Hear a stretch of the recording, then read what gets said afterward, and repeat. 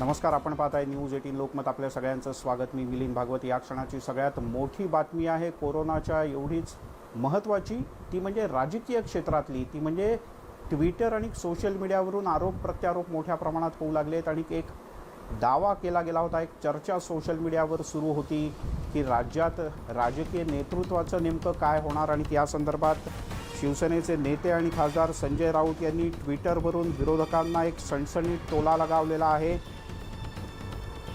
संजय राऊत यांनी काही वेळापूर्वी ट्विटरवरून म्हटलंय, महाराष्ट्र अस्थिर करण्याचे प्रयत्न अंगलट येतील, असा थेट इशारा संजय राऊत यांनी दिलाय. तसंच ठाकरे सरकार पाडण्याचा डोस विरोधकांना सापडायचा आहे, असा खोचक टीकात्मक दावाही संजय राऊत यांनी केला आहे. विरोधकांनी तात्काळ क्वारंटाईन व्हावं असा सल्ला द्यायलाही संजय राऊत विसरलेले नाहीत. उदय जाधव आपले प्रतिनिधी आपल्यासोबत आहेत. उदय, काय सांगशील? संजय राऊत आक्रमक झालेले दिसत आहेत. अगदी बरोबर मिलिंद, आपण बघतोय की गेले आठवडाभर जे ट्विटर वॉर सुरू आहे, सत्ताधारी विरुद्ध विरोधक, हे ट्विटर वॉर थांबण्याचं नाव घेत नाही आहे. एकामागोमाग एक जशा जोर बैठका सुरू आहेत, तसं एकामागोमाग एक ट्विटरवरनं एकमेकांवरती आरोप प्रत्यारोप करणं हे देखील सुरू आहे. शिवसेना नेते संजय राऊत यांनी नुकतंच ट्विट केलेलं आहे आणि ट्विटमध्ये त्यांनी स्पष्टपणे इशारा जो आहे विरोधकांना दिलेला आहे.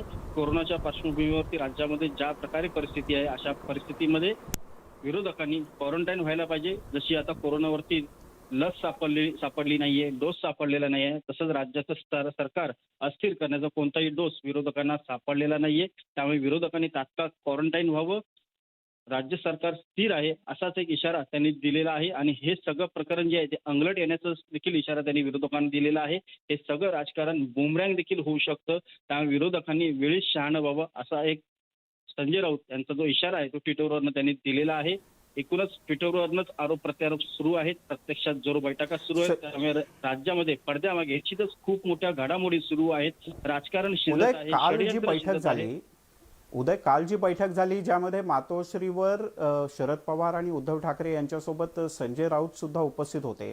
मुळात ही आघाडी होण्याच्या पाठीमागे सगळ्यात जास्त प्रयत्न होते ते सुद्धा संजय राऊत यांचेच होते. आता संजय राऊत एवढे आक्रमक झालेत, याचा अर्थ त्यांना कदाचित विरोधकांच्या काही रणनीतीची चाहूल लागली असावी.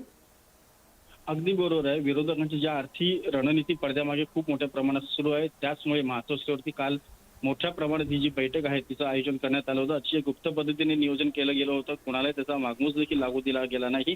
राष्ट्रवादी काँग्रेसचे अध्यक्ष शरद पवार हे महाविकास आघाडीचं सत्ता स्थापनेच्या वेळेला देखील मातोश्रीवरती गेले नव्हते. ते महाविकास आघाडी सरकार स्थापन झाल्यानंतर पहिल्यांदा काल मातोश्रीवरती दाखल झाले. त्यांनी मुख्यमंत्री उद्धव ठाकरे यांच्यासोबत महत्वाची चर्चा देखील केली. या चर्चेत स्वतः शिवसेना नेते संजय राऊत हे देखील होते. ही संपूर्ण महाविकास आघाडी आकाराला येण्यास, सत्ता स्थापन करण्यामध्ये शिल्पकार म्हणून संजय राऊत यांचं नाव घेतलं जात आहे, शिल्पकार म्हणून शरद पवार यांचं नाव घेतलं जात आहे. मात्र हे दोन्ही नेते त्यावेळेला उपस्थित होते. त्यावेळेला निश्चितच राज्यात जे पडद्यामागे विरोधक राजकारण करतात त्याला कसं प्रत्युत्तर द्यायचं, त्यानंतर काय रणनीती आखली पाहिजे, या संदर्भात ही महत्वाची बैठक होती.